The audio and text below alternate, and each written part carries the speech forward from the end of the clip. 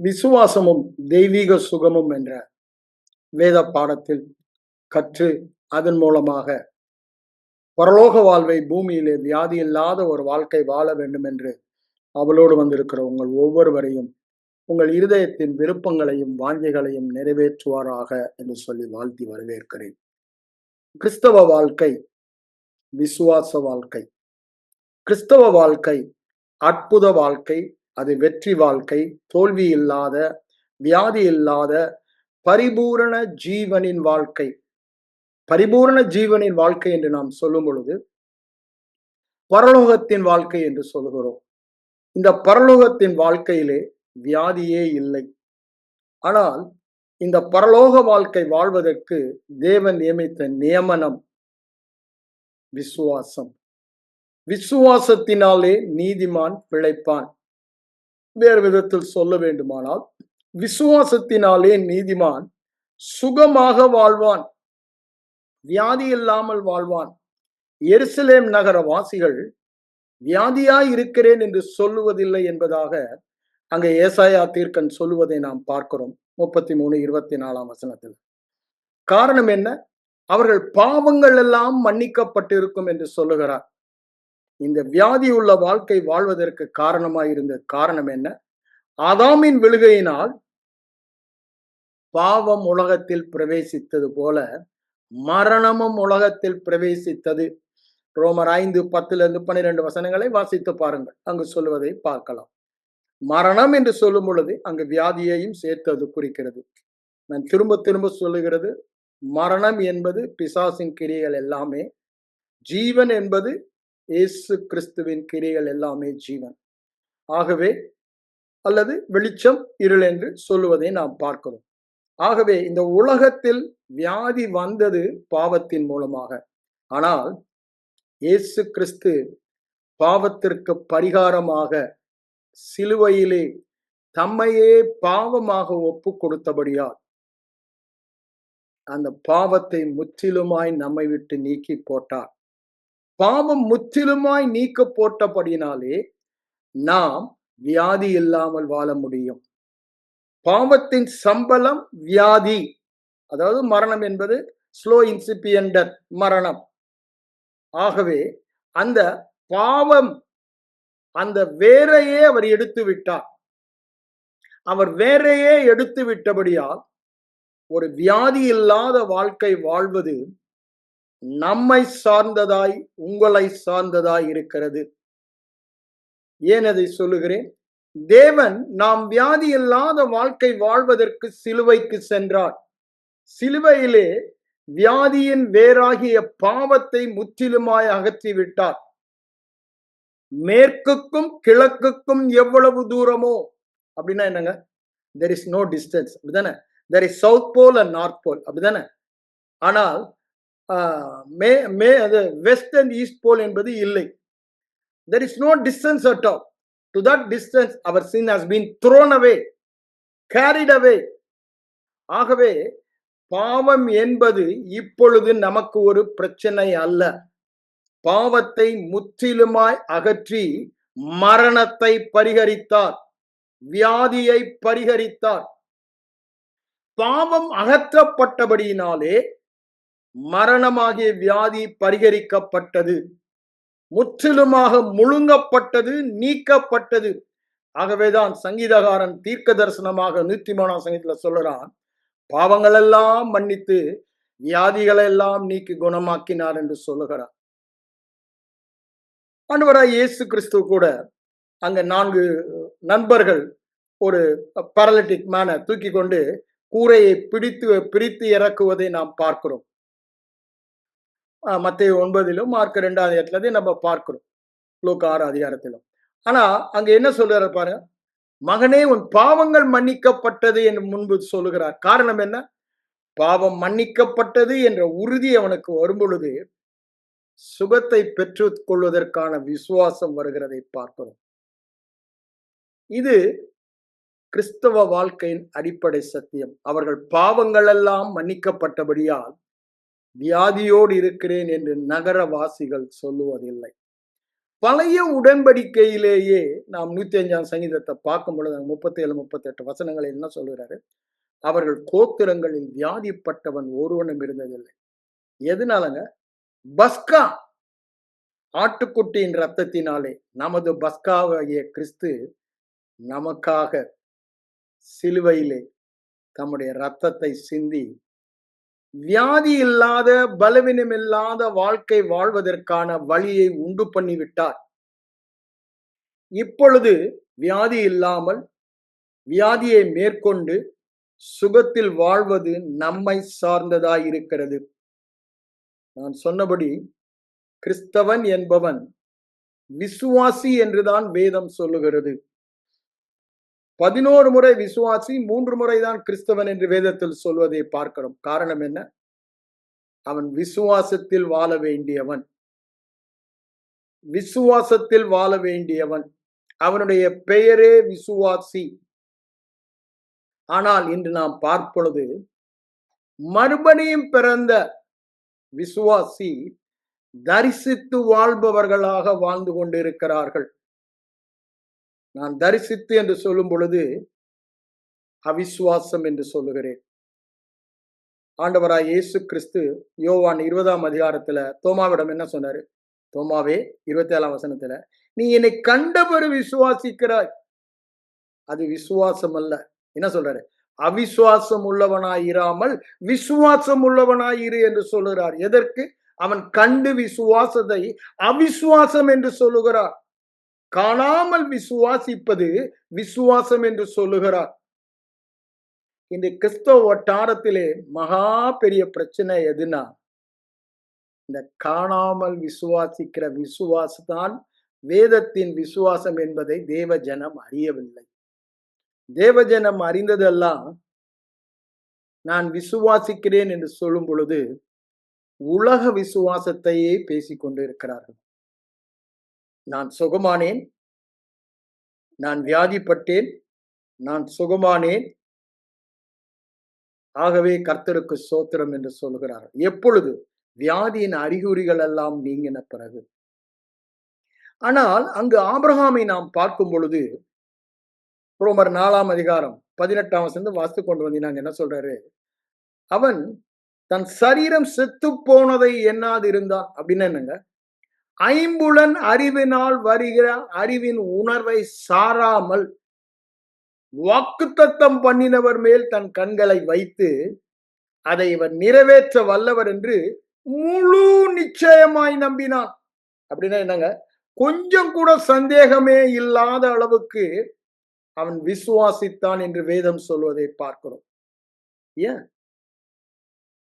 அவன் காண்பவைகள் அல்ல, அவன் கண்டதெல்லாம் 99 வயது தனக்கு, 90 வயது சாராளுக்கு, பிள்ளை இல்லை, உலகத்தின் வழக்கத்தின்படி அந்த பீரியட்ஸ் எல்லாம் ஓவர், பிள்ளை பெறும் காலங்கள் எல்லாம் முடிந்து போனது, இனி பிறப்பதற்கு சான்ஸே இல்லை என்ற காரியம். ஆனால் அவனுடைய இருதயத்திலே ஒரு உறுதி, ஒரு நிச்சயம் இருந்ததை தான் அங்கு பவுலடிகளார் விசுவாசத்தினால் தேவ நீதியை பெறுவது எப்படி என்று சொல்லும் பொழுது ரோமர் 4ஆம் அதிகாரத்துல அதை தான் அங்க காமிக்கிறார். எதற்கு?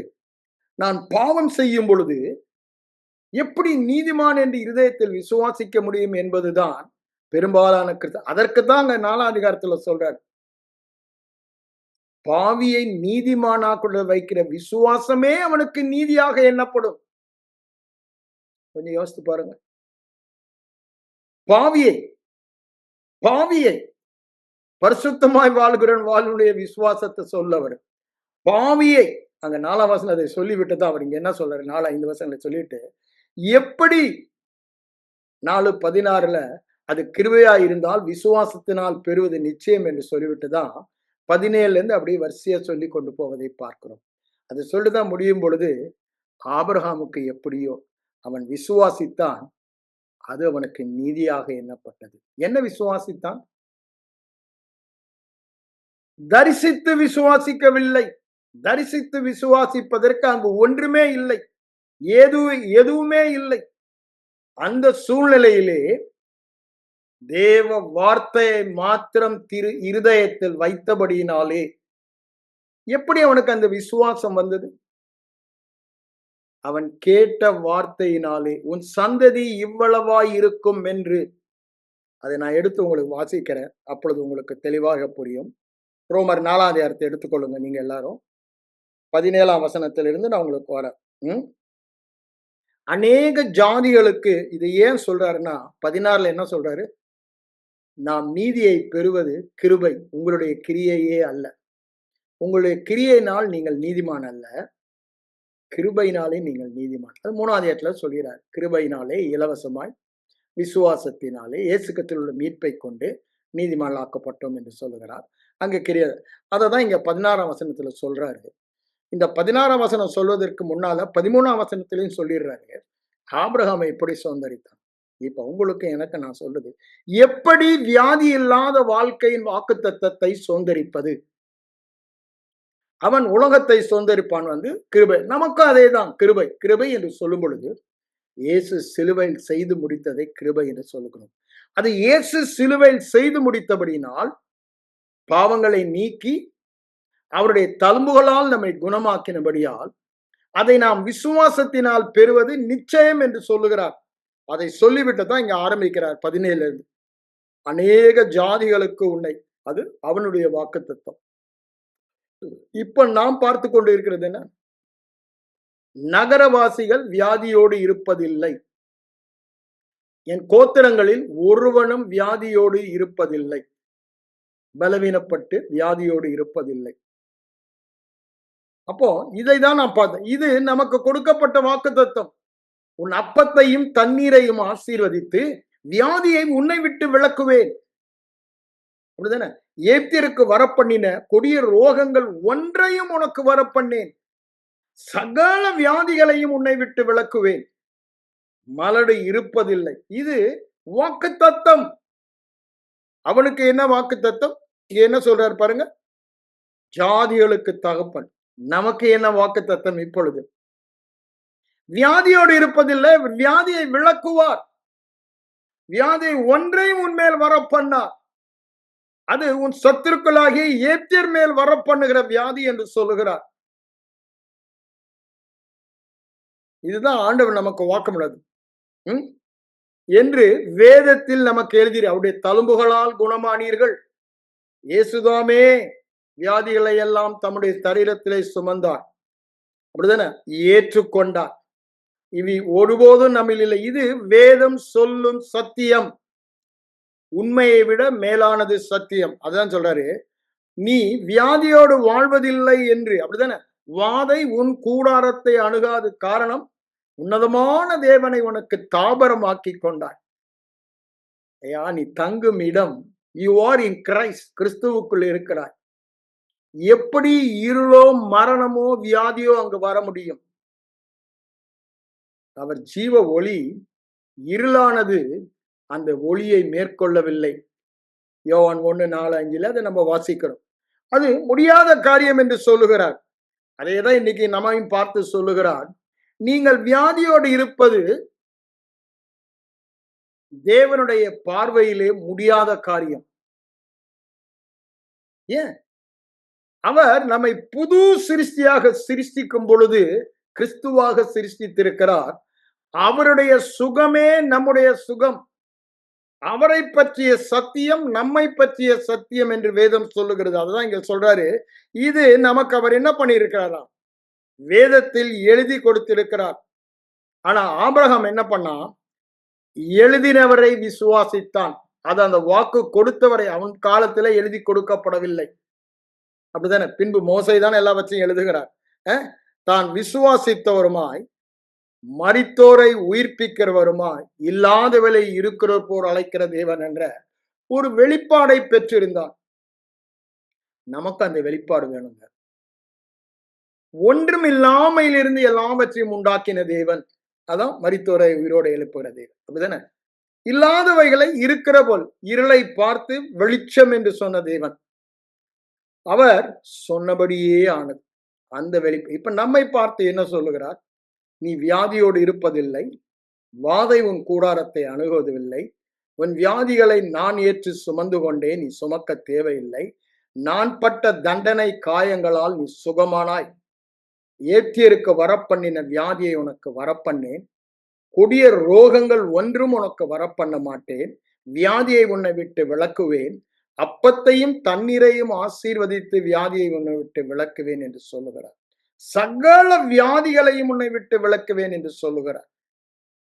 இதுதான் நம்மை குறித்து வேதத்தில் எழுதியிருக்கிற சத்தியம், சத்தியம், சத்தியம். இது நிஜத்தை விட மேலானது. ஏன்? இது தேவனுடைய நிஜம், தேவனுடைய உண்மை. தேவனுடைய உண்மையை மனிதனுடைய உண்மை பொய்யாக மாற்ற முடியாது. எந்த மனுஷனும் பொய்யன்.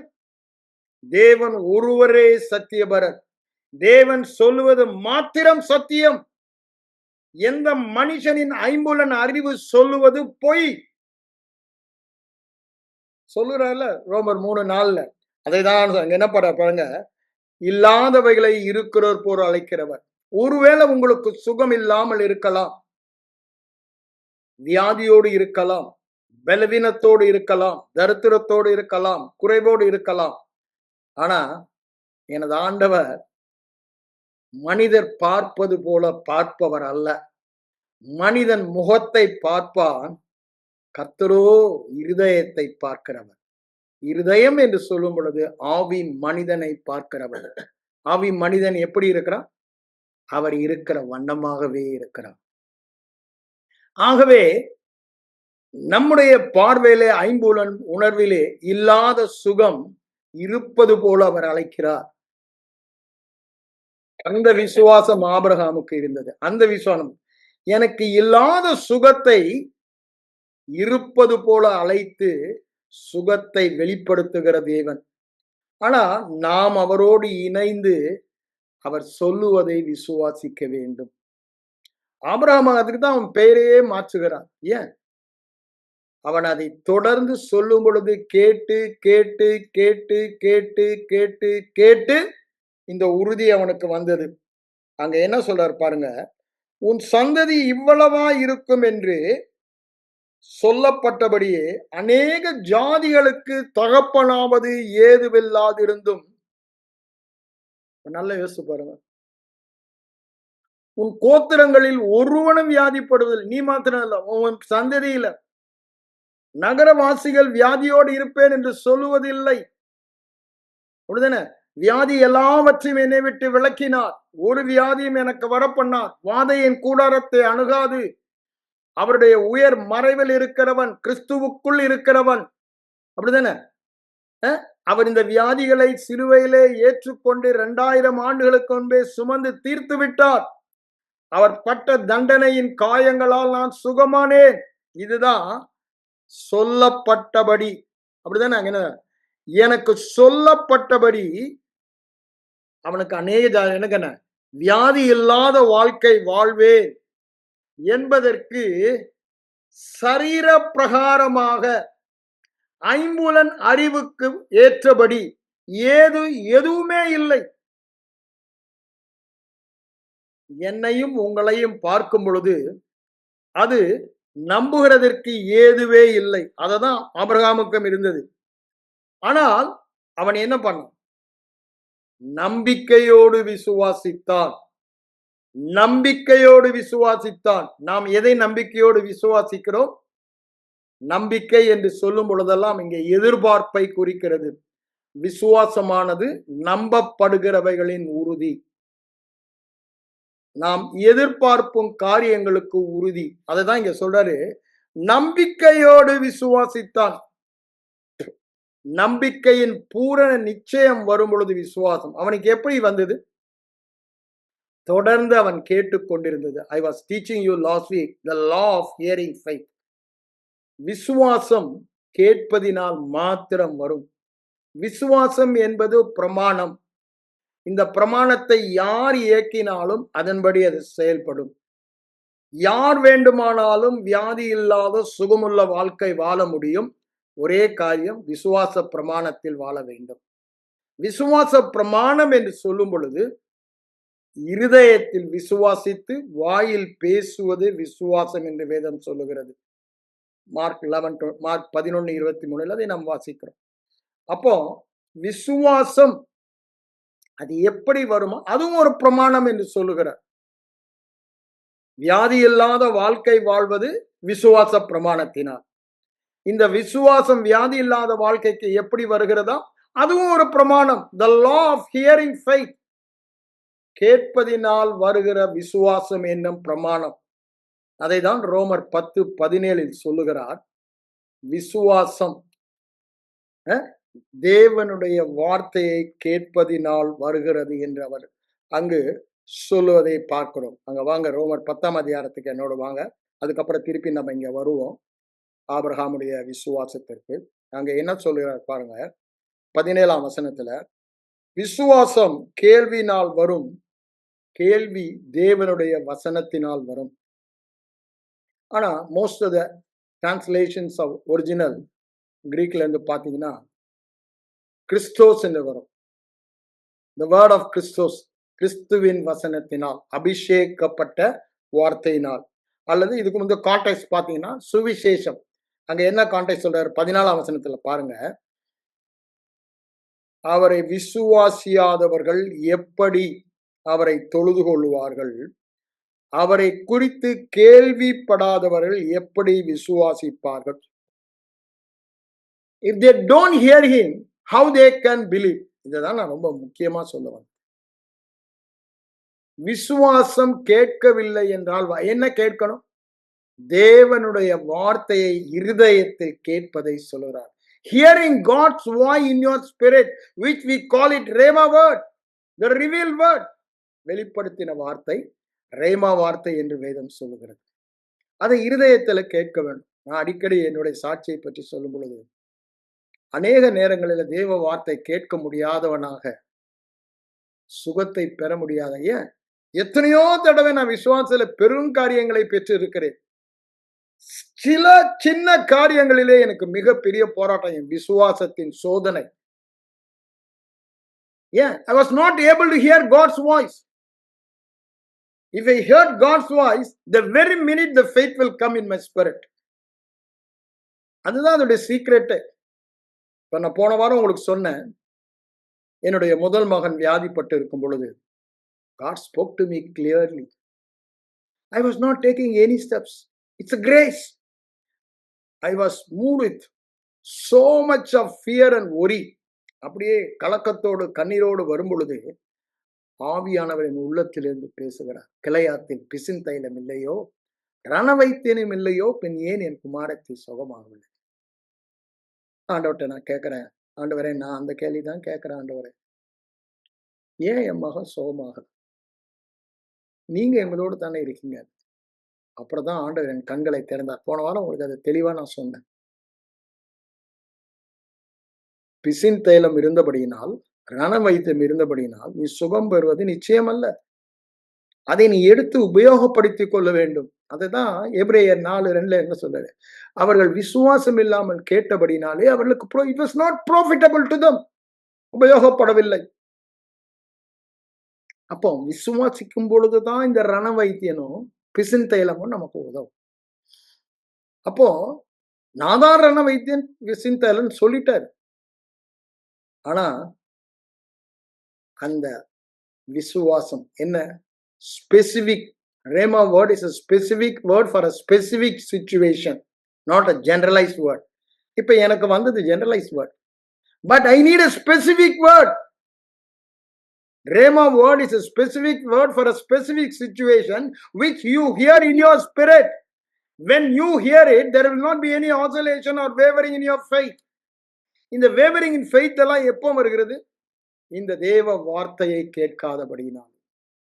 அதனாலதான் அன்னைக்கு நாங்க என்ன பண்ணோம், அப்போ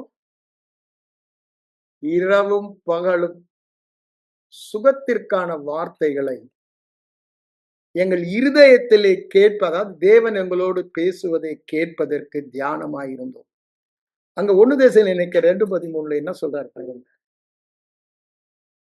நீங்கள் எங்களால் கேட்ட சத்தியத்தை மனித வசனமாக ஏற்றுக்கொள்ளாமல் தேவனுடைய வார்த்தையாகவே ஏற்று, அதை எடுத்து நான் உங்களுக்கு வாசிக்கிறேன்.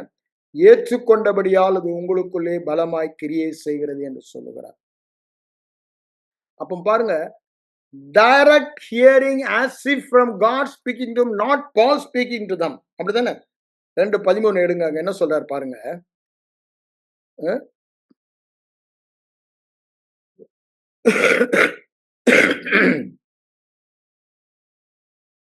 ஆகையால்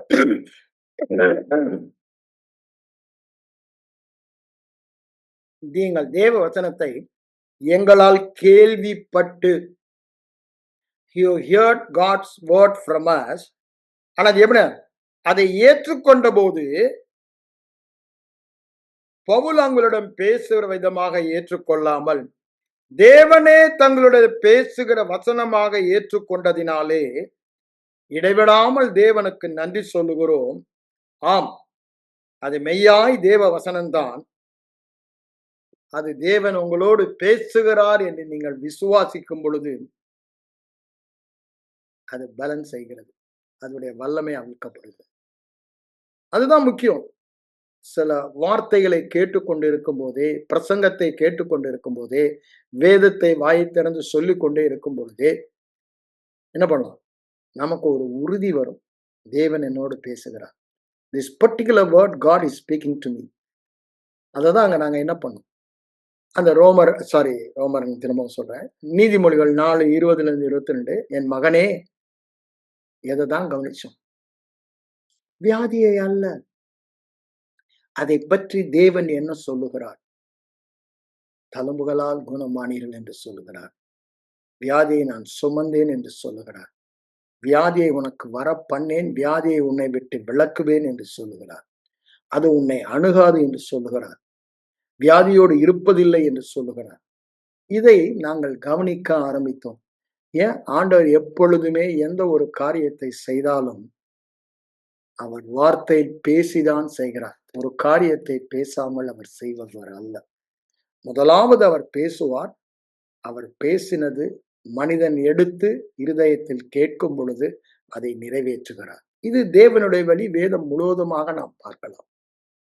எந்த ஒரு காரியத்தையும் அவர் பேசாமல் செய்வதில்லை. அதை தீர்க்கதரிசிகளுக்கு வெளிப்படுத்தி அவர்கள் கேட்டு அதை பேசுகிறார்கள். தீர்க்கதரிசியால் சொன்னது நிறைவேறும்படி இப்படி நடந்தது. மத்தேயு சுவிசேஷம் ஃபுல்லா திரும்ப திரும்ப திரும்ப திரும்ப இந்த வார்த்தையை நாம் பார்க்கலாம். Yeah, that's God's method. That's God's way.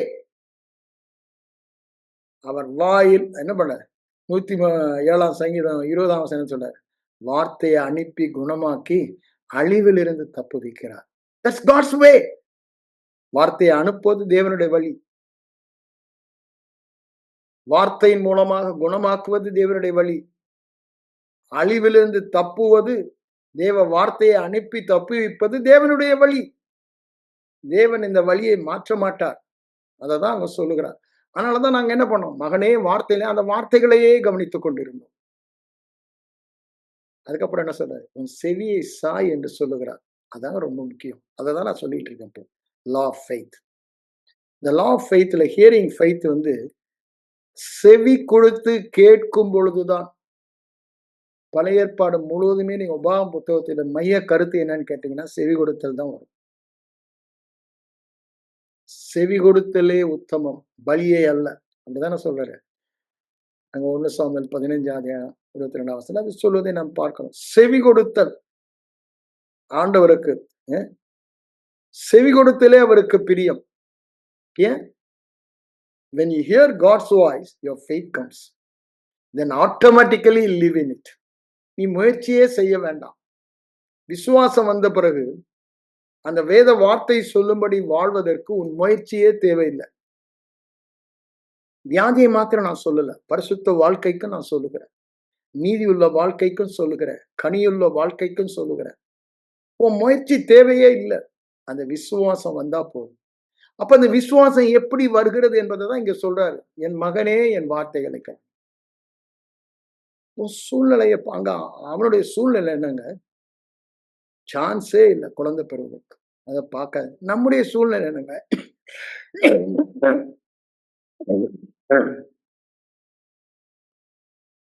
இந்த விழுந்து போன உலகத்துல வியாதி இல்லாம வாழ்வது சான்ஸே இல்லை. ஆனா வேதம் சொல்லுது, அங்கும் இங்கும் நோய்கள் பரவி வந்தாலும் அது உன்னை அணுகாது. உன் பக்கத்தில் 1000, உன் வலது பக்கத்தில் 10,000 விழுந்தாலும் அது உன்னை அணுகாது. உன் கண்களால் துன்மார்க்கருக்கு வரும் பலனை. ஐயா, யாருங்க சொல்றா இது? யாருங்க சொல்றாங்க இது? பொய்யே சொல்ல முடியாத தேவனுடைய உண்மை வார்த்தை. அதாங்க மெயின். நமக்கெல்லாம் மனித வார்த்தையை கேட்டு கேட்டு அப்படித்தான் சொல்லுவான் அவன். நீ சொல்றபடி என்னைக்கு வாழ்ந்தான், நீ சொல்றபடி என்னைக்கு செய்தான் அப்படின்னு மனிதர்களை பார்த்து தேவ வார்த்தை அந்த மாதிரி நினைக்கிறோம். இல்லவே இல்லைங்க. அவர் பொய் சொல்லவே முடியாது. மிகுந்த உண்மை உள்ள தேவன். ஏன் பொய் சொல்ல முடியாது? அவர் சொல்ல ஆகும். அவர் என்ன சொன்னாலும் அப்படியே ஆகும். இல்லாதவனை பார்த்து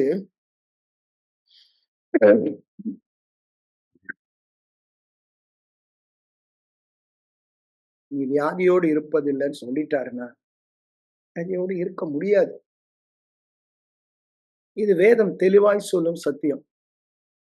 ஆனா நமக்கெல்லாம் என்னதான் பிரச்சனை? நம்ம பிரச்சனையெல்லாம் என்ன பிரச்சனை? மனித வார்த்தையை கேட்டு நாமே அநேக நேரத்துல வார்த்தை தவறுகிறதா இருக்கும், சொல் தவறுகளா இருக்கும். அதனால ஆண்டோடைய வார்த்தையும் அப்படி எடுத்துக்கிறோம் கேஷுவலா. Never take it. ஏன்? சகல பிரஸ்தாபத்தை பார்க்கிலும் அவர் தம்முடைய வார்த்தையை மகிமைப்படுத்தி இருக்கிறார். அவரோட வார்த்தையில ஒண்ணு தவறுனா கூட அவரோட பிரெஸ்டீஜே அஃபெக்ட் ஆகுது. ஏன்? அவர் சொல் தவறாதவர். அவர் சொல்லியும் செய்யாதிருப்பாரா? வானம் பூமி மாறி போகும், என் வார்த்தை தவறுவதே இல்லை என்று சொல்லுகிறார். அவருடைய இன்டெகிரிட்டி இன் ஸ்போக்கன் வேர்ட். ஒரு மனிதனுடைய இன்டெகிரிட்டி வந்து இப்ப நான் பேசுகிற வார்த்தையில நீங்க கண்டுபிடிக்கலாம். நீங்க பேசுகிற வார்த்தையில உங்களை நீங்க கண்டுபிடிக்கலாம் இன்டெகிரிட்டியில. ஆண்டவருடைய பேசுகிற வார்த்தையில அவருடைய இன்டெகிரிட்டியே இருக்கிறது. அவர் மிகுந்த உண்மை உள்ளவர். எவ்வளவேனும் பொய் சொல்லவே முடியாது. பொய் உரையாதவர், சொல்லவே முடியாதவர். அப்ப we can take it for granted. இங்கும் மங்கும் நோய்கள் பரவி வந்தாலும் அப்படிதானே? உன் வலது பக்கம் இடது பக்கம் 1000 10,000 விழுந்தாலும் அது உன்னை அணுகாது என்று அவர் சொன்னால் அணுகாது. வாதை உன் கூடாரத்தை அணுகாது என்று சொன்னால் அணுகாது. ஏத்தியருக்கு வரப்பண்ணின வியாதியை உனக்கு வரப்பண்ணேன் என்று சொன்னால் வரப்பண்ணேன். நகரவாசிகள் வியாதியோடு இருப்பதில்லை என்றால் வியாதியோடு இருப்பதில்லை. வார்த்தையை அனுப்பி குணமாக்கினர் என்றால் வார்த்தையை ஏற்றுக்கொண்டவர்கள் அத்தனை பேரும் குணமானவர்கள். அவருடைய வார்த்தையை ஏற்றுக்கொண்டவர்கள் எத்தனை பேர்களோ அத்தனை பேர்களுக்கும் சுகத்தோடு வாழும் பாக்கியத்தை தந்திருக்கிறார். சுகத்தோடு வாழும் பாக்கியத்தை தந்திருக்கிறார். அதனாலதான் சொல்றாரு, சொல் தவறாதவர். அவர் சொல் is integrity in his word, his prestige. Even if one word fails, அவருடைய மகிமையே அடிபடுகிறது. சகல பிரஸ்தாபத்தை பார்க்கிலும் நம்முடைய வார்த்தை அவர் மகிமைப்படுத்தி இருக்கிறார். அவருடைய வார்த்தை ஒன்று கூட தவறுவதில்லை. நான் சொன்னேன் அது நிறைவேறும், அது தாமதிப்பதில்லை என்று சொல்லுகிறார். When the word comes out of his mouth, it does not return to him void. வெறுமையாய் அவரிடத்தில் திரும்பாது. அது விரும்பின காரியம் வாய்க்கும்படி செய்யும். எதற்காக அது அனுப்பப்பட்டதோ அதை நிறைவேற்றும் வல்லமை அந்த வார்த்தையில் தானே இருக்கிறது. அங்க பாருங்க, மரியாள் கேட்கிறா, காபிரியேல் தூதனை பார்த்து லூக்கா 1ஆம் அதிகாரத்துல 34, இது எப்படி ஆகும்?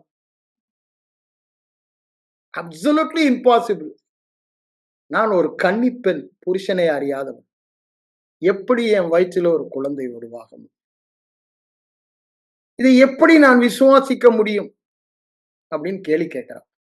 அங்க தேவன் சொல்றான், 37ஆம் வசனம், தேவனால் கூடாத காரியம் ஒன்று தமிழ்ல போனா மோஸ்ட் ஆஃப் இங்கிலீஷ் அண்ட் ஆம்பிளிஃபைட்லாம் பார்த்தீங்கன்னா, no word from God is void of power to fulfil what it chase.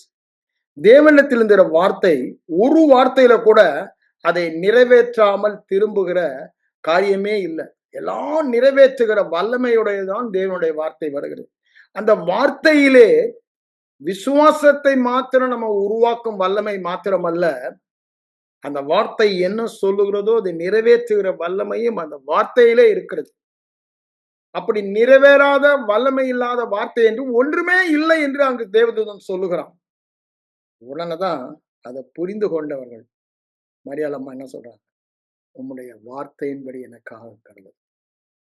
ஏன் தட் ஹவு அப்படின்ற கேள்விக்கு இப்போ புரிந்து கொண்டாங்க. Is the power in the word.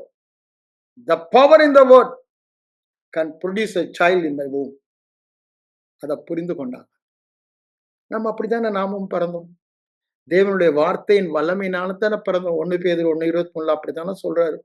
யாக்கோபு 1:18 அப்படித்தானே சொல்றாரு. அங்க நம்ம வாசிக்கிறோம், தேவனுடைய வித்தினால் நாம் பிறந்தோம், தேவனுடைய வார்த்தையாகிய வித்தினால் நாம் பிறந்தோம். யோசித்து பாருங்க, நம்முடைய இன்னர் மேன், நியூ கிரியேஷன், அவர் இருக்கிறவர் எப்படிங்க அழகாக அந்த வார்த்தை நம்மை சிருஷ்டித்தது. எப்பொழுது அதை கேட்டு நாம் விசுவாசித்த பொழுது அதை ரட்சிப்பு என்று நாம் சொல்றோம். சத்திய வசனமாகிய சுவிசேஷத்தை கேட்டு விசுவாசித்த போது ரட்சிக்கப்பட்டு பரிசுத்த ஆவியினாலே முத்திரை போடப்பட்டீர்கள். இப்படிதான் எல்லாமே கிறிஸ்தவ வாழ்க்கையில. அததான் அங்க சொல்றது. அவன் சொல்லப்பட்டபடியேன்றத நம்ம திரும்ப வாங்க, ரோமருக்கு வாங்க, அங்க என்ன சொல்றாரு பாருங்க. நான் ஏன் இதை சொல்றேன், அவன் திரும்ப திரும்ப தன்னை ஜாதிகளின் தகப்பன் ஜாதியின் தாயின் வாயில சொன்னனால டே கேம், இருதயத்துல விசுவாசம். அதுக்கு முன்னாடி பாருங்க, ஆண்டவர் சொல்லும்போது சிரிக்கிறான். இதெல்லாம் நடக்கிற காரியமா ஆண்டவர்? அவிசுவாசம் நல்லாவே தெரியுது, அப்படிதானே?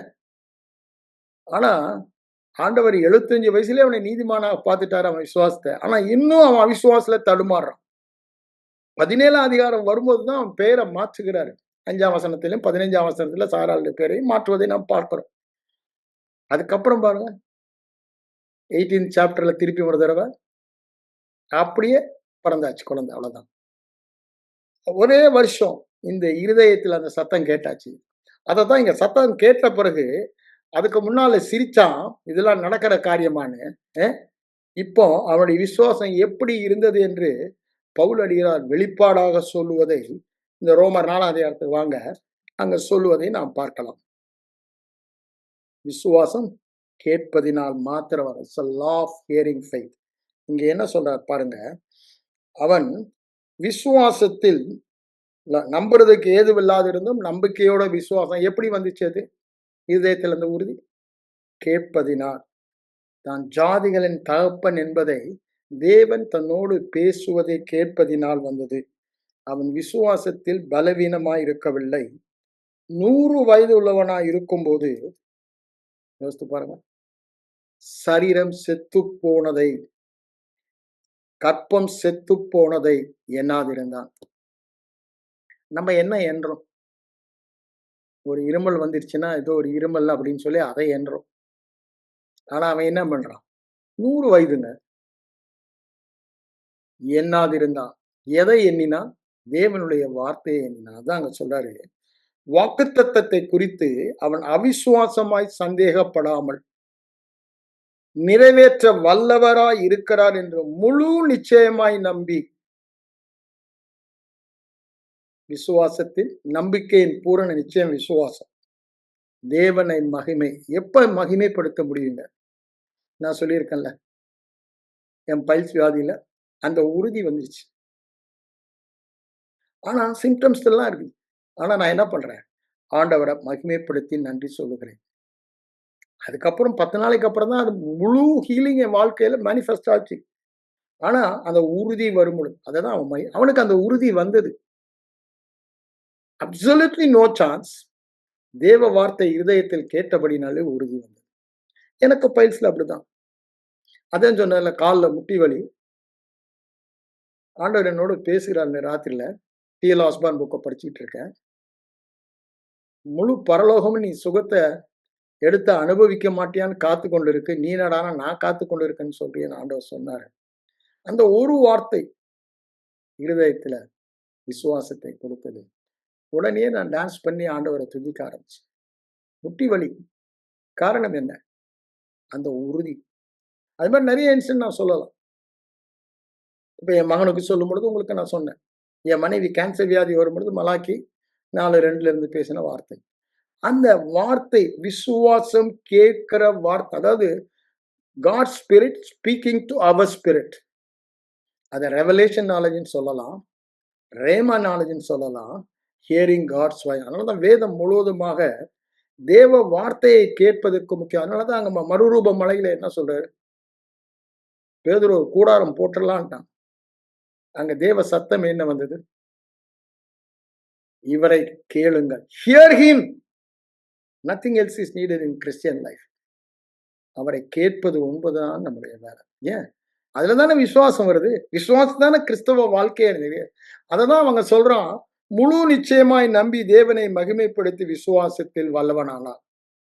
எப்ப அது முடியுங்க? அந்த தேவ வார்த்தையை இருதயத்தில் கேட்கும் பொழுதுதான் வரும். நம்ம மார்க் 4ஆம் அதிகாரத்துல பார்க்கிறோம், பெரும்பாடு உள்ள ஸ்திரியை பத்தி பார்க்கிறோம். அங்க 24 இருந்து பாத்தீங்கன்னா, அங்க அவ என்ன சொல்றான்னா, இயேசுவை குறித்து அவள் கேள்விப்பட்டாள். Heard Jesus. என்ன கேள்விப்பட்டாள்? அவர் சுகமாக்கும் அபிஷேகம் பெற்றவர். அவர் சுகமாக்கும் அபிஷேகம் பெற்றவர். அவர் சுகமாக்குகிறவர். பரிகாரி யெகோவா ரஃபா என்று கேள்விப்பட்டான். எல்லா ஊர்லயும் அவர் சுகமாக்குறத நியூஸ் கேள்விப்பட்டான். அது அவள் இருதயத்துல ஒரு விசுவாசம். அவள் கேட்டது அவர் இருதயத்திலே விசுவாசம் வந்தது. அந்த விசுவாசத்தை தக்க வைத்துக் கொள்ள அவர் தொடர்ந்து என்ன சொல்லிக்கொண்டே இருந்தார்? அவரை தொட்டால் நான் சுகமாவேன், அவரை தொட்டால் நான் சுகமாவேன், சுகமாவேன், சுகமாவேன், சுகமாவேன் என்று சொல்லிக்கொண்டே இருந்தார். என்னாச்சு? விசுவாசம் இருதயத்துல வந்தது. அந்த உறுதியில practically impossible for a lady with the issue of blood to go into the crowd. ஆனா அவ்வளவு கூட்டத்திலையும் அந்த விசுவாசம் அந்த செயலை அவளை செய்ய வைத்தது. திரும்பவும் சொல்றேன், விசுவாசம் கேட்டபடினால்தான் அவளுக்கு வந்தது. மரியாளுக்கு விசுவாசம் கேட்டபடினால்தான் வந்தது. ஆபிரகாமுக்கு விசுவாசம் கேட்டபடினால்தான் வந்தது. யாராய் இருந்தாலும் விசுவாசம் கேட்கிறபடினால்தான் வரும். ஆண்டவரை இயேசு கிறிஸ்து வாழ்க்கை பாருங்க. எல்லாமே அவரை செஞ்சிட்டாரா? அவர் எப்பொழுது பிதாவின் சத்தத்தை கேட்கிறார் சொல்றாரு பாருங்க. யோவான் 5ஆம் அதிகாரம் 19, 20 வசனங்களில் என்ன சொல்றாரு? பிதா செய்ய குமாரன் காண்கிறது. தாமாக எதையுமே செய்ய முடியாதுன்ற. Only when you hear him. ஐயா அங்க காணாம ஊர்ல மரியாளம்மா வந்து அவசரப்படுத்துறாங்க. ஏதா பண்ணுமா அவன் தம்பி மிரக்கல் அப்படின்னு. எனக்கு ரொம்ப மோசமான சூழ்நிலை இருக்காங்க. பண்ணவே இல்லை. he was waiting for God's voice. எங்க தேவ சத்தத்தை கேட்கிறாரோ அங்கதான் அவர் அற்புதங்கள் செய்வதை நாம் பார்க்கிறோம். எல்லா இடங்களிலும் அல்ல. தேவ சத்தத்தை கேட்காம மரித்தவர்களை உயிரோட எழுப்ப முடியாது. ஏன்? அதுதான் அந்த ஃபெய்த்தை கொண்டு வருகிறது, விசுவாசத்தை. தேவ சத்தம் கொடுக்கும் பொழுது இயற்கைக்கு அப்பாற்பட்ட தேவ விசுவாசம், தேவ சத்தத்தில் அந்த தேவ விசுவாசம் நம் இதயத்துக்குள் வருகிறது. அப்பதான் அந்த அரும்பெரும் காரியங்கள் செய்கிறோம். அதனாலதான் சொல்றேன், இந்த தெய்வீக சுகத்தில் வாழ்வதற்கு இரவும் பகலும் தியானமாயிருக்க வேண்டும். எதை? இந்த வியாதி இல்லாத சுகமுள்ள வாழ்க்கைக்கு தேவன் கொடுத்த வாக்கு தத்தங்கள் அல்லது நிஜங்கள். புதிய உடன்படிக்கையில் எல்லாம் வாக்குன்னு சொல்ல முடியாது, நிஜங்கள், நிறைவேறின உண்மைகள். அதை இரவும் பகலும் தியானிக்கும் பொழுதுதான் அவர் நம்மோடு பேசுவார். அததான் என் மகனுடைய வாழ்க்கையில நாங்க செஞ்சோம். கிட்டத்தட்ட 30 days we have been doing. Last week I shared with you.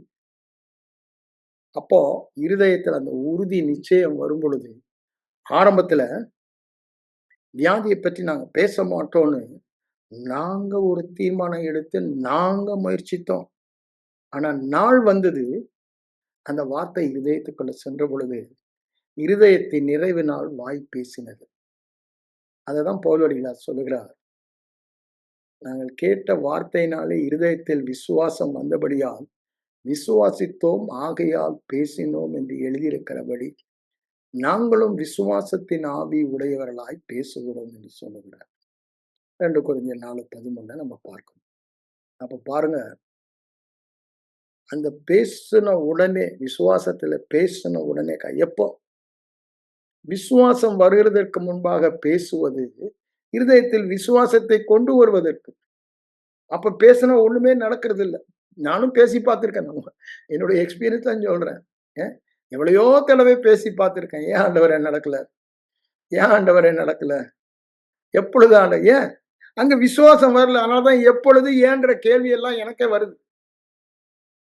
ஆனா அதிலேயே அந்த சூழ்நிலை, வியாதியின் சூழ்நிலையை நினையாமல் வேத வார்த்தை ஓங்கி இருக்கும் அளவுக்கு தியானிக்கும் பொழுது இருதயத்தில் அந்த சத்தம் பலமாய் துணிக்கிறது.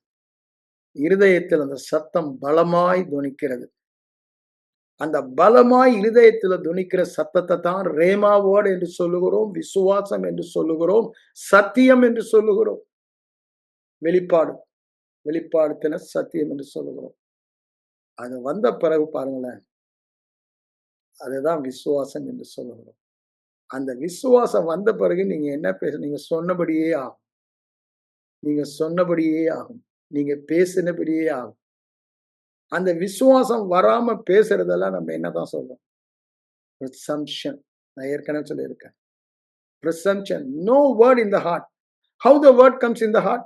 By hearing, by hearing, by hearing only. அப்படிதானே? இந்த வசனம் உங்கள் இருதயத்தில் நிலைத்திருந்தால், அப்படிதானே சொல்றாரு. யோவான் 15ஆம் அதிகாரத்துல சொல்லுவதை நாம் பார்க்கிறோம். 4-7 வசனங்களை வாசித்து பாருங்க, சொல்லுவதை பார்க்கணும். அப்ப எப்படி அந்த வசனம் இருதயத்துல? கேட்பதினால்தான் வரும். It has to come through hearing and hearing and hearing and hearing. Not past hearing. ஐயா, நான் முன்னாலே கேட்டிருக்கேன், சுகத்தை பெற்றிருக்கேன். ஆனா இன்னைக்கு எனக்கு இருக்கிற சூழ்நிலையில எனக்கு சுகம் வேணும்னா இன்னைக்கு நான் கேட்கணும். A fresh rhema word is needed. A fresh manna is needed. தேவனுடைய வாயிலிருந்து புறப்படுகிற ஒவ்வொரு வார்த்தையினாலும் பிழைப்பான். நான் என்ன சொல்றேன்? சுகமாய் வாழ்வான், வியாதி இல்லாமல் வாழ்வான். வார்த்தையில. அப்போ தேவனுடைய வாயிலிருந்து அப்படின்னு hearing from God's mouth itself. ஐயா, உங்க வாயினால அல்ல அப்படின்னு அங்க சமாரிய ஸ்திரீ ஓடி வந்து சொல்றா 4ஆம் அதிகாரத்துல. அதுக்கப்புறம் அவங்க எல்லாம் வந்து கேட்கிறாங்க சமையல். இப்ப என்ன சொல்றாங்க? உன் வார்த்தை நிமித்தம் அல்ல, நாங்களே அவரை கேட்டுட்டோம், அதனால அவர் உலக ரட்சகர் என்று விசுவாசிக்க. ஏங்க, they heard him. எவ்வளையோ பேர் கேட்டாங்க. ஆனா அந்த சமாரியர் கேட்டதுல தேவ வார்த்தையே தங்களோடு, தேவனே தங்களோடு பேசினதை கேட்டதாக. அதுதாங்க தெசலோனிக்கே நிருபத்திலும் சொல்றார். அந்த அனுபவம் தான் விசுவாசம் என்று சொல்லுகிறோம். அதுதான் விசுவாசம் கேள்வியினால் வரும். கேட்காவிட்டால் எப்படி விசுவாசம் வரும்னு 14ஆம் வசனத்திலே கேள்வி கேட்டுட்டு தான் சமாதான சுவிசேஷம். திரும்பவும் நான் உங்களுக்கு சொல்லுகிறேன், எல்லா வேத வசனமும் உங்களுக்கு விசுவாசத்தை தராது. சுவிசேஷ வசனம் தான் விசுவாசத்தை தரும். சுவிசேஷம் விசுவாசத்திற்குரியது. அது ரொம்ப அழகா ரோமர் 1:16-17 சொல்றாரு. கிறிஸ்துவின் சுவிசேஷத்தை குறித்து நான் வெட்கப்படேன், ஏமாந்து போக மாட்டேன். ஏன்? விசுவாசிக்கிற யாரா இருந்தாலும் அது அவங்க விசுவாசிக்கிற அந்த சுவிசேஷம் சொல்லும் காரியங்கள் தேவ பலனாக அவங்களுக்கு வாழ்க்கையில அவிழ்க்கப்படுகிறது என்று சொல்லுகிறார். சுவிசேஷம் தான். அதை சொல்லிதான் அடுத்த வசனத்தை சொல்லுவார், விசுவாசத்தினால் நீதிமான் என்பதை சொல்லுகிறார். ஏன்? சுவிசேஷம் சொல்லுகிறது விசுவாசத்தினால் நீதிமான், கிரியினால அல்ல. இன்னைக்கும் சபையில பெரிய டிபேட் அதுதான். அதுல நம்ம செட்டில் ஆயிட்டாலும் அந்த சுகம்லாம் ஆட்டோமேட்டிக். எதுல? விசுவாசத்தினால் நீதிமான். ஏன்? அதுல இருந்துதான் எல்லா விசுவாசமே வருகிறது. சுகத்திற்கான விசுவாசமும் செழிப்பான விசுவாசம். முதல்ல நீ நீதிமான் விசுவாசித்தாதான். எப்போ? பாவமே செய்யாம வாழும் பொழுது நீதிமான் விசுவாசிக்கிறத பத்தியா வேதம் சொல்லுது? பாவம் செய்கிறவனை விசுவாசிக்கிறபடியால் நீதிமான் என்று தீர்ப்பிடுகிறார். அவர் நீதியுள்ளவர். அவர் தீர்ப்பிடுவது நீதியுள்ள தீர்ப்பு என்று வேதம் சொல்லுகிறது. கொஞ்சம் யோசித்து பாருங்க. அதேதான், நீ வியாதியின் அறிகுறிகள் இருக்கும் பொழுது நீ சுகமானாய் என்று தீர்ப்பிடுகிறார். எதை நீ ஏற்றுக்கொள்ள போற? வியாதியாக இருக்கிறதை ஏற்றுக்கொள்ள போறியா? தேவனுடைய தீர்ப்பை ஏற்றுக்கொள்ள போகிறியா? The choice is yours and mine. நீங்களும் நானும் தான் அதை தெரிந்து கொள்ளணும். என்ன தெரிந்து கொள்ள போறோம்? ஜீவனையா? சுகமானாய் என்று சொல்வது ஜீவன், ஜீவனின் தீர்ப்பு. மரணத்தின் தீர்ப்பு என்னங்க? வியாதியோடு இருக்கிறேன் என்று ஐம்புலன் பிசாசு சொல்லுகிற தீர்ப்பு. எந்த தீர்ப்பை ஏற்றுக்கொள்ள போகிறாய்? எதை நீ கேட்க போகிறாய்? எதற்கு நீ செவி சாய்க்க போகிறாய்? எதற்கு நீ செவி சாய்க்கிறாயோ அதுதான் உன் இருதயத்தை நிரப்பும். அதை இருதயத்தை நிரப்புதான் என்ன சொல்றாரு? கண்டுபிடிக்கிறவளுக்கு உடலுக்கெல்லாம் ஆரோக்கியமும் ஜீவனமா. இருதயத்திலே கண்டுபிடிங்க. ரெமோ வேர்ட், வெளிப்பாட்டு அறிவு. So far it is hidden. இப்பிரபஞ்சத்தின் அதிபதியானவன் அவன் கண்களை சுவிசேஷத்தின் ஒளிக்கு குருடாக்கினான். இப்பொழுது அந்த சுவிசேஷத்தின் ஒளி என் இருதயத்திலே பிரகாசிக்கிறது. அதைதான் விசுவாசம் என்று சொல்லுகிறோம். அந்த சுவிசேஷத்திலே ஒரு ஒளி இருக்கிறது. கிறிஸ்துவின் முகத்தில் உள்ள அறிவாகிய சுவிசேஷத்தின் ஒளி என்று சொல்லுகிறார். அங்க 2 கொரிந்தியர் 4:4 சொல்லும் பொழுது அத பிசாசு குருடாக்குறதுக்கு தான் முயற்சிக்கிறான். ஏன்? எப்படி குருடாக்குகிறான்? கேட்க விடாதபடி செய்கிறான். விதைக்கிறவன் ஓமையில சொல்றாரு. டைம் ஆயிடுச்சு, அதனால சொல்றேன் பாருங்க. அந்த 13ஆம் அதிகாரத்துல மத்தேயில அவன் விசுவாசித்து, அதாவது அந்த வசனத்தை கேட்டு விசுவாசிக்கிறதுக்கு முன்னே வந்து வசனத்தை திருடிட்டு ஓடிடுறான். இல்ல எதிர்மாறான சூழ்நிலையை கொண்டு வந்து இடர பண்ணுகிறான். உலக கவலை போன்ற காரியங்களை போட்டு இந்த வசன இருதயத்தை மத்தி இல்லாதபடி ஒரு பக்கம் தள்ளிடுறான், சோக் பண்ணிடுறான். ஆனா யார்தான் பலன் கொடுப்பாங்களா? இருதயத்தின் மையத்திலே காது. அப்படின்னு it should be predominant in your heart, in your thoughts. வியாதியோடு இருக்கிறேன்ற எண்ணத்தை விட சுகமானேன் என்ற எண்ணம் மேலோங்கி நிற்க வேண்டும். அது எப்படி பிரதர் பாசிபிள்? இதான் எல்லாருடைய கேள்வி. அததான் அவர் சொல்றார். அது எப்படி பாசிபிள்னா அங்க சொல்றாருல 2 கொரிந்தியர் 10:3 எந்த எண்ணத்தையும் நம்ம மேற்கொள்றது பிடிக்கிறது எப்படின்றத அங்க மத்தேயு 5:31 சொல்லும்போது நம்ம அங்க பார்க்கணும். அங்க என்ன சொல்றாரு? You catch thoughts by saying என்று சொல்லுகிறார். இப்ப பாருங்க, வியாதியா இருக்கிறத பேச பேச அந்த எண்ணங்கள் மேற்கொள்ளுகிறது. அது இருதயத்தை. அதற்கு மாறாக தேவன் சொல்லுகிற அதோடைய சொல்யூஷன் சுகமானாய். வியாதியை வரப்பண்ணேன், வியாதியை விளக்குவேன். பக்கம் 1014 உன்னை அணுகாது. வாதை உன் கூடாரத்தை அணுகாது. நகரவாசிகள் வியாதியோடு இருப்பதில்லை. உன்னதமான தேவனை தாபரமாய் கொண்டால் வாதை அணுகுவதில்லை. அவருடைய தழும்புகளால் குணமானீர்கள். இயேசுதாமே இந்த வியாதியை சுமந்தார். என் பிரியமானவனே, உன் ஆத்துமா வாழ்வது போல எல்லாவற்றிலும் வாழ்ந்து சுகமாயிரு. இந்த வசனங்களை சொல்ல சொல்ல சொல்ல நம்முடைய இருதயம் இந்த வசனத்தினால் பரிபூரணமாக நிரப்பப்படுகிறது. இருதயம் பரிபூரணமாக நிரப்பன என்ன பண்ணுது? தி தாட்ஸ் மேலோங்கி நிற்கிறது. அந்த தாட்ஸ் கீழே. அப்போ வியாதி நேரங்களில் வியாதியை நினைக்காமல் தேவனுடைய சுகத்தை நினைக்க வேண்டுமானால் வாயில பேசினாதான் முடியும். You cannot win thoughts by thoughts. You can win thoughts by speaking only. எண்ணங்களை எண்ணங்களால் மேற்கொள்ள முடியாது. எண்ணங்களை வாயின் வார்த்தைகளை பேச. நல்லா பாருங்களேன், நம்ம ஒரு காரியத்தை பேசிக்கொண்டே இருக்கோம். திடீர் நடுவில் ஒருத்தர் வந்து ஒன்று பேசினார்னா இதை டப்புன்னு மறந்து அந்த எண்ணம் வந்துடுது. இப்படிதானே? எதை கேட்கிறோமோ, அப்போ எதை நாம் கேட்கிறோமோ அந்த எண்ணம் மேலோங்கி நிற்கும். நம்ம கையில தான் இருக்குங்க. நாம் கேட்கிறதுல தான் இருக்கு. நீங்கள் கேட்கிறதை குறித்து கவனமாயிருங்கள். அப்படிதானே சொல்றாரு. நீங்கள் எந்த விதமாய் கேட்கிறதை கவனமாயிருங்க. மார்க் 4ஆம் அதிகாரத்தை வாங்க. அங்க என்ன சொல்றாரு பாருங்க. ஓகே. மார்க் 4 பாருங்க, அவர் என்ன சொல்றாரு? 25 வசனத்துக்கு வாங்க. கேட்கிறதை கவனியுங்கள். எந்த அளவினால் அளக்கிறீர்களோ அந்த அளவினால் உங்களுக்கு அளக்கப்படும். கேட்கிறவங்களுக்கு அதிகம் கொடுக்கப்படும். எதை கேட்கிறீங்களோ அதுதான் உங்களுக்கு அதிகம் கொடுக்கப்படும். வியாதியை கேட்டா வியாதி அதிகமா கொடுக்கப்படும். சுகத்தை கேட்டால் சுகாதிமா. ஆகவே நீங்க கேட்கிற விதத்தை கவனிங்க என்று சொல்லுகிறார். அதே லூக்கால சொல்லும்போது என்ன அழகா வித்தியாசமா சொல்லுவார் பாருங்க. 8ஆம் அதிகாரம் 18ஆம் வசனத்துல அந்த விதைக்கிற உண்மையில தான் சொல்றாரு. அங்க என்ன சொல்றாரு? கேட்கிற காதுகள் பாக்கியம் உள்ளதுன்னு சொல்றாரு. காதுள்ளவன் கேட்க கடவன்றார். இங்க 18ஆம் வசனத்துல என்ன சொல்றாரு பாருங்க. நீங்கள் கேட்கிற விதத்தை குறித்து கவனிங்கள். உள்ளவன் எவனோ அவனுக்கு கொடுக்கப்படும். இல்லாதவன் எவனோ உள்ளது உள்ளது நீங்க சுகம் உள்ளது உகல்லதுன்னு சொல்லுது கொடுக்கப்படும். சுகம் இல்லைன்னா அது இருக்க சுகமும் எடுத்துக்கொள்ளப்படும். பிசாசு வந்து எடுப்பான், ஆண்டவர் எடுக்க மாட்டாரு. அவன் உண்டென்று நினைக்கிறதும் அவனுக்கு எடுத்துக்கொள்ளப்படும். அப்ப பாருங்க, what you here, how you here, இது ரெண்டும் முக்கியம் என்று சொல்வதை பார்க்கிறோம்.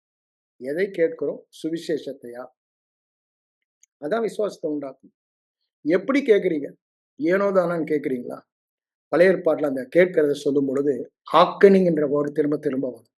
ஷமா ஷமா 2 தடவை வருது ஹீப்ருல. இங்கிலீஷ்ல ஹாக்கனிங், தமிழ்ல கேட்கிறது. அப்படிதானே? அந்த ஹியரிங்கை வந்து ஷமா ஷமான்னு சொல்லணும்னா டுவைஸ், அதாவது ஒரு தரம் விளம்பினா 2 தரம் கேட்டேன். அத மாதிரி அதுல அவ்வளவு தூரத்துக்கும் வல்லமை இருக்கும் நம்ம கேட்கறதுல. அதுதான், அதாவது உன்னிப்பாய் கவனிப்போடு ஆவலோடு உரத்த சத்தமாய் வாயில் நாமே சொல்லி கேட்பது என்று மூலப்பதத்துல அது வந்து அர்த்தம் சொல்றோம் அந்த ஹீப்ரு வேர்டுக்கு. அப்போ எதை கேட்டாலும் 2ஆம் தடவை நம்ம வாயில் அதை சொல்லி சத்தமா கேட்கணும். அதனாலதான் சொல்றேன், வேதத்தை வாயை திறந்து படிக்கிற பழக்கம் இருக்கு. நான் பார்த்துருக்கேன், தனியாக தான் போது சாதாரணமா படிப்பேன். குடும்ப ஜபத்துல சத்தமா நாங்க படிப்போம். எல்லாரும் மாறி மாறி மாறி மாறி படிப்போம். அதனுடைய பவரே வித்தியாசங்க. அப்போ வருகிற வெளிப்பாடே வித்தியாசங்க. நானே பார்த்துருக்கேன். நாங்க எல்லாரும் சத்தமா ரவுண்ட மாறி மாறி படிக்கும் பொழுது புது புது அதை கேட்கிறோம். ஹியரிங் அங்க கிளியரா வருகிறாள். ஹியரிங்னால இருதயத்துல ஒரு வெளிப்பாடு வருது. God is speaking. நல்ல சாதாரணமா ஒரு ரொம்ப நேரமே இல்லை, சாதாரணமா மாறி மாறி படிக்கும் பொழுதே அதை பார்க்கணும் குடும்ப ஜபத்துல. அதனால வாயை திறந்து சொல்லும் பொழுதுதான் அந்த வெளிப்பாடை இருதயத்துல பெறும். அதுதான் விசுவாசம். கேட்பதினால் விசுவாசம். It's is law of hearing. அதனாலதான் இந்த 13ஆம் அதிகாரம் மார்க் 4 லூக்கா 8 இந்த ஹியரிங்க்கு அவ்வளவு இம்பார்ட்டன்ஸ் கொடுத்திருக்காரு. விதைக்கிறவன் விதைக்க புறப்பட்டான், அவன் வேத வசனத்தை விதைக்கிறான் அப்படின்னு. என்ன அதை கேட்கிறான். கேட்கிறதுனாலதான் விசுவாசம் வரும் என்பதை தேவராஜன் இப்படிதான் செயல்படுகிறது. வசனத்தை கேட்காம விசுவாசம் வராது. விசுவாசம் இல்லாமல் கிறிஸ்தவ வாழ்க்கை வாழ முடியாது. அதை தெளிவாய் என்று சொல்வதை பார்க்கணும். அதை தெளிவாய் நாம் புரிந்து கொள்ள வேண்டும். சூழ்நிலை என்னவா இருந்தாலும் வாயை திறந்து தேவன் சொல்லுவதை சொல்லும் பொழுது அந்த எண்ணம் மேலோங்கி அது நம்ம இருதயத்தை நிரப்புகிறது. இதுதான் கிறிஸ்தவ வாழ்க்கை. கண்களை மூடி ஜெபிப்போம். எங்கள் அன்பின் பரலோக பிதாவே, இந்த இரவு வேளைக்காக உம்மை நன்றியோடு ஸ்தோத்திரிக்கிற ஆண்டவரே. ஆண்டவரே, எங்கள் விசுவாசம் கேட்பதினால், உம்முடைய வாயிலிருந்து புறப்படுகிற வார்த்தையை கேட்பதினால் வருகிறது என்று சொன்னீர் ஆண்டவரே. நாங்கள் உங்க வாயிலிருந்து புறப்பட வார்த்தையை கேட்க, அதை எங்கள் வாயை திறந்து பேசி பேசி பேசி இருதயத்தில் வெளிப்பாடாக கேட்க எங்கள் ஒவ்வொருவருக்கும் அந்த கிருபையை தர நோக்கி பார்க்கிறேன். ஆண்டவரே, நீர் எங்களுக்கு வாக்கு பண்ணினது வியாதி இல்லாத வாழ்க்கை. அதை நாங்கள் வாஞ்சித்து அதையே தொடர்ந்து பேசி அதிலே வாழ எங்களை அர்ப்பணிக்கிறோம். இயேசுவின் மூலம் ஜெபம் கேளும் எங்கள் நல்ல பிதாவே. ஆமென்.